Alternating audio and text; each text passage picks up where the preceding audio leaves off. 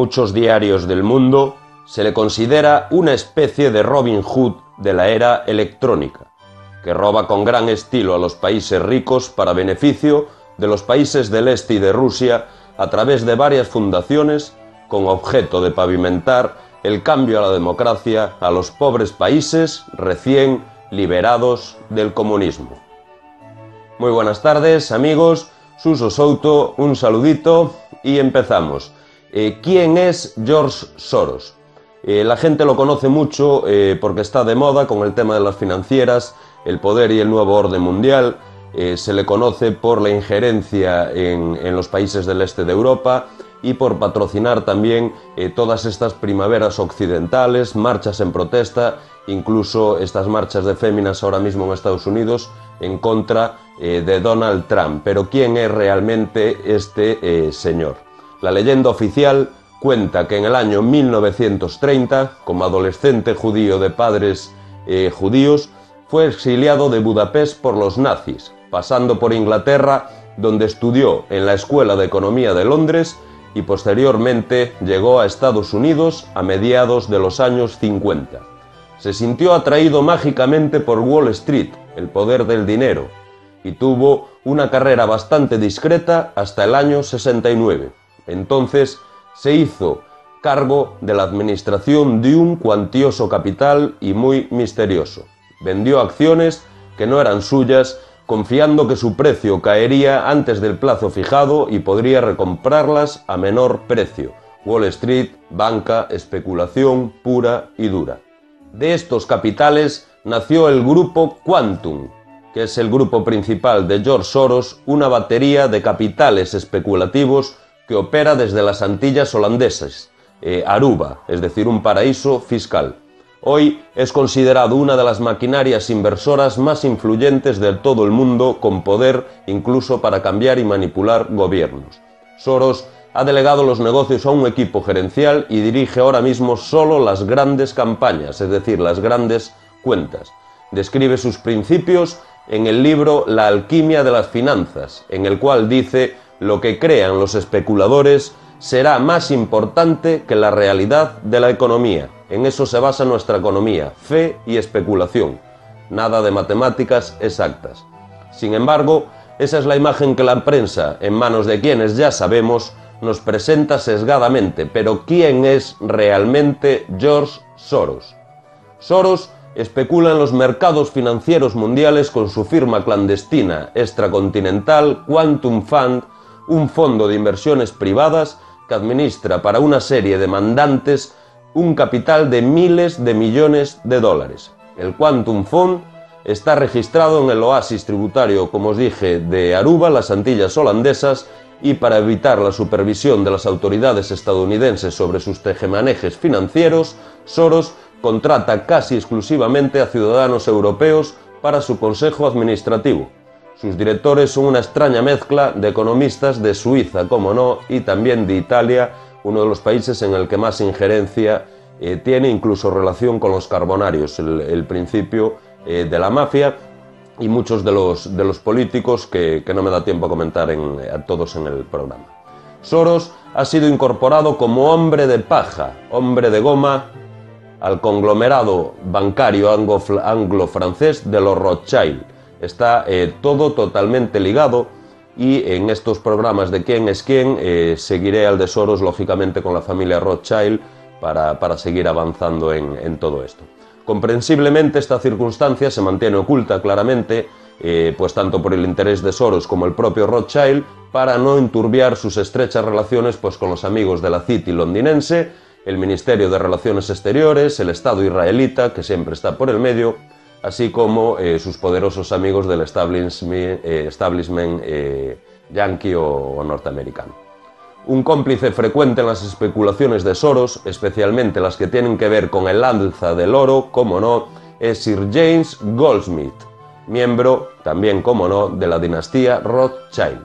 Entre otros, se encuentra en la dirección del Quantum Fund los gerentes de algunos de los bancos privados suizos, altamente discretos, ¿vale? Estos mismos bancos pues que se ocupan del lavado del dinero, de los sindicatos del crimen, del comercio de drogas y de armas, y de alguna cosa oscura más, incluso financiaciones de terrorismo o depósito de cuentas de grupos terroristas más bien.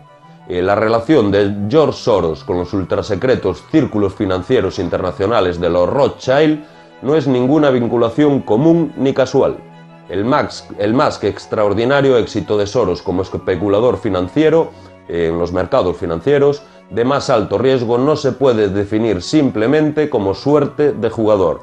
Hay que entender que hoy en día nadie consigue semejantes sumas de capitales y menos en bolsas, en fondos de inversión, si no es con la ayuda o la mano detrás de nadie. Nadie desde cero consigue ser el dueño de un banco como nos quisieron vender aquí en España a la familia Botín. Pueden ser las cabezas visibles de un banco, pero ni mucho menos son los dueños de semejante conglomerado empresarial. Soros tiene acceso a la pista de los insiders, uno de los canales de información estatal y privada más importante del mundo. Soros no es más que una herramienta en manos del alto mando de la guerra política conducida por los Rothschild.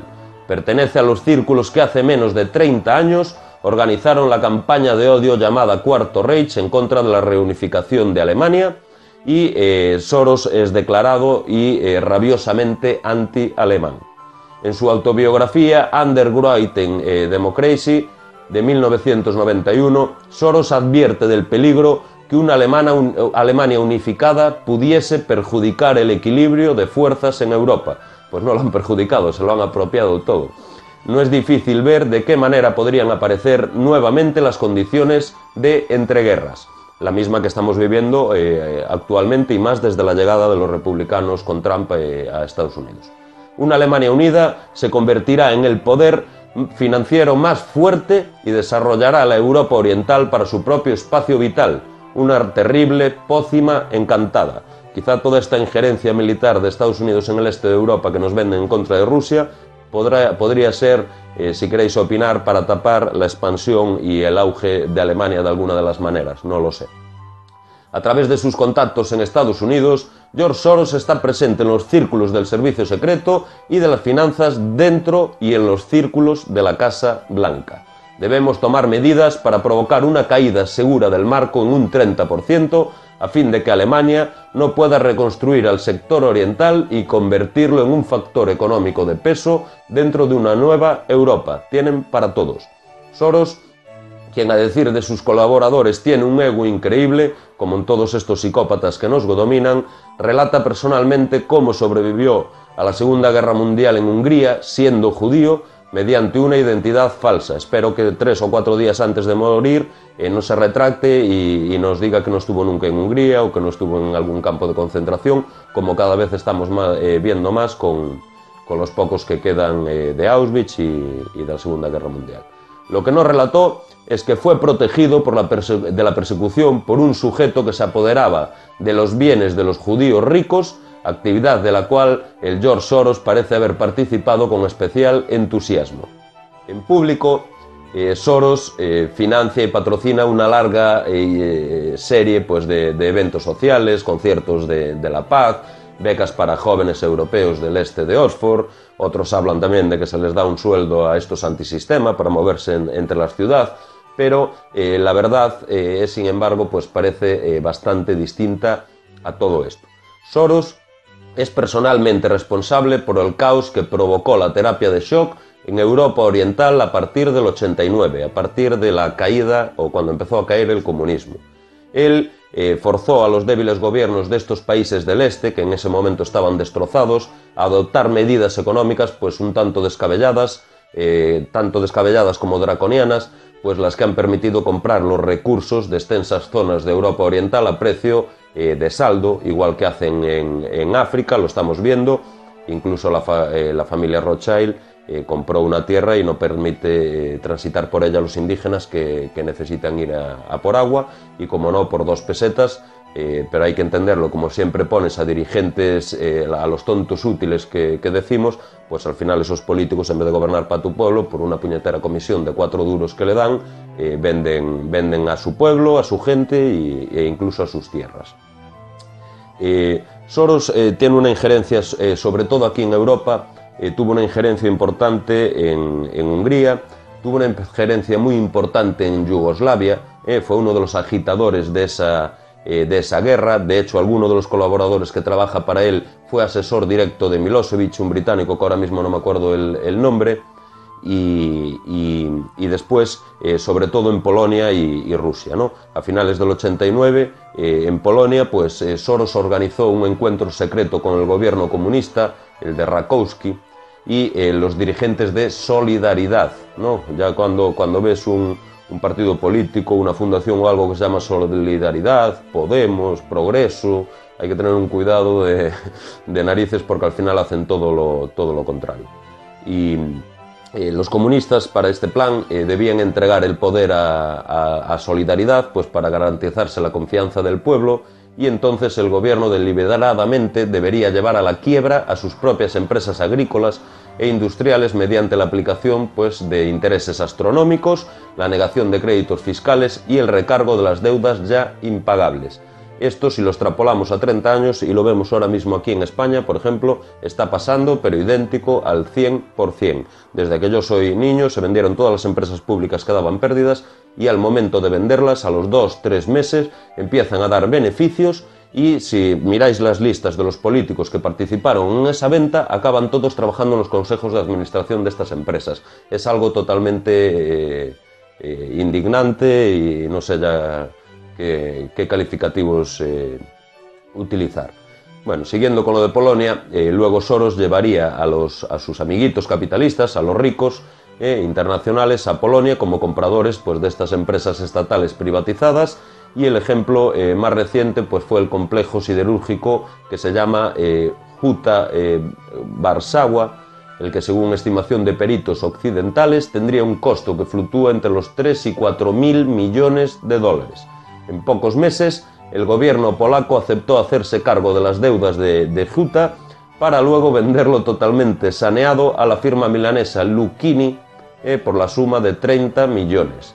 Es decir, se gastaron miles y miles y lo vendieron por 30. Uno de los responsables de la firma Lucchini, ahora os digo el nombre, también es miembro de las empresas Rothschild, y a la vez también asesor de una de las empresas de Soros.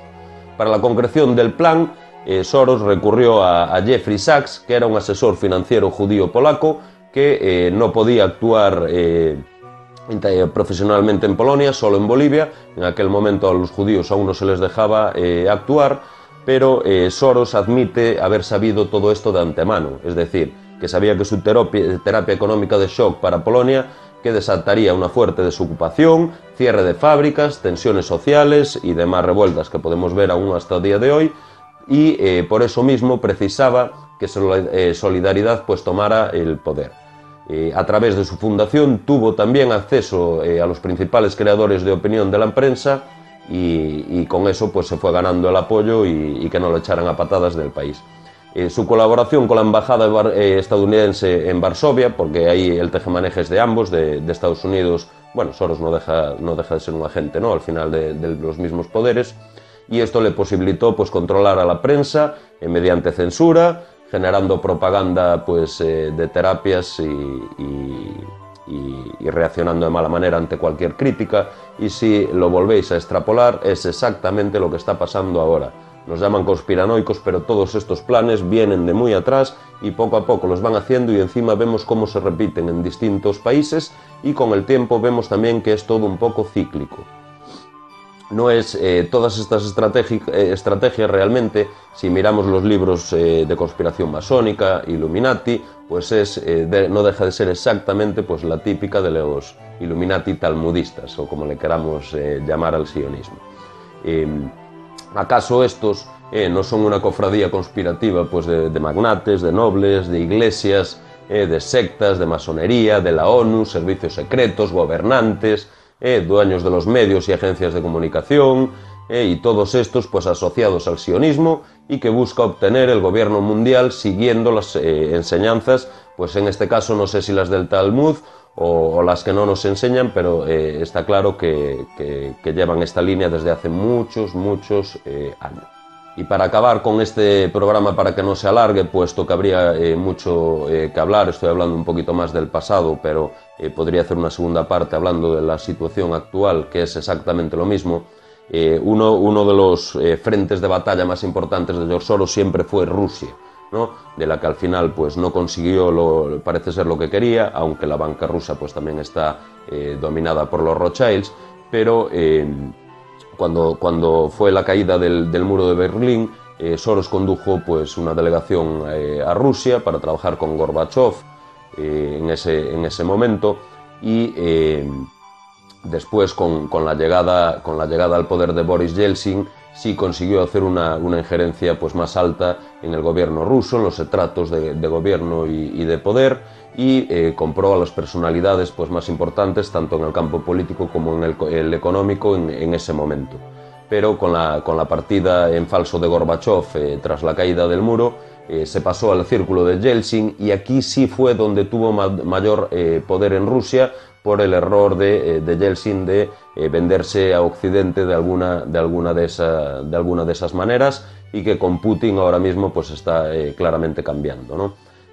Fue Soros el que quiso implantar esta terapia de choque, y a partir de enero del 92, ¿vale?, provocó un caos inigualable y desató pues hiperinflación, aparte bastante previsible por otra parte en Rusia, ¿no?, con la caída del comunismo y llegando el capitalismo, pero esto motivó pues la huida de los mejores cerebros de investigación científica hacia Occidente, que es una afrenta que Rusia no perdonará nunca, ¿no?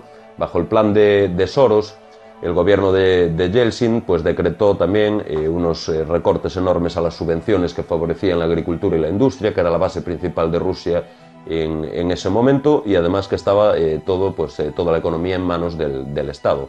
Y como meta se fijó un presupuesto libre de déficit pues en unos pocos meses, pero no hubo más crédito para la industria, las empresas acumularon deudas astronómicas, y la baja o la pérdida de poder de la moneda rusa, del rublo, se precipitó fuera de todo control. Pero en cambio Soros y sus amigos, como no, sacaron un muy alto provecho de esta situación, y mediante Mark Rich, ¿vale?, que era como tenido en ese momento como el mayor comerciante de aluminio del mundo, empezó a comprar el aluminio ruso a precios también totalmente de saldo, ridículos, ¿vale? Igual de ridícula que fue esa venta de Alaska a los Estados Unidos. No sé, a veces algún dirigente de los rusos no estaba muy cuerdo, y al comprar el aluminio bajos pues se lanzó al mercado occidental en el 93 y provocó una caída del precio en el 30%, y esto fue un problemón gordísimo para Rusia, del que aún hoy realmente a nivel económico y unido a las sanciones no se dieron recuperado. Esto solo es un ejemplo de la explotación rusa de Soros. Ya a partir de los años 2000 podemos ver todas estas protestas que después continuaron en Ucrania, Klitschko, es decir, personajes famosos. En Rusia se utilizó como opositor a Gary Kasparov, que no digo que no tuviera razón en la manera de llevar la política rusa, sobre todo con los opositores, ¿no?, porque muchos de ellos tuvieron que salir del país y pedir asilo, pero todas estas injerencias occidentales acabaron con el desastre ahora mismo de Ucrania, que se está volviendo a reactivar un poquito, y para que veáis pues quién es realmente, o quiénes son todos estos que dirigen el mundo. Soros solo es uno de ellos, solo es una figura, hay gente muy poderosa por encima. Seguiré haciendo, como os dije, pues algún programa de Rothschild, de Rockefeller. Espero vuestros comentarios, vuestras preguntas, aclaraciones y dudas, o lo que queráis aportar. Espero también que lo compartáis en las redes sociales, que os suscribáis al canal como os pido siempre, y nada, disfrutar, y nos vemos muy prontito en el siguiente programa. Adiós amigos, buen día.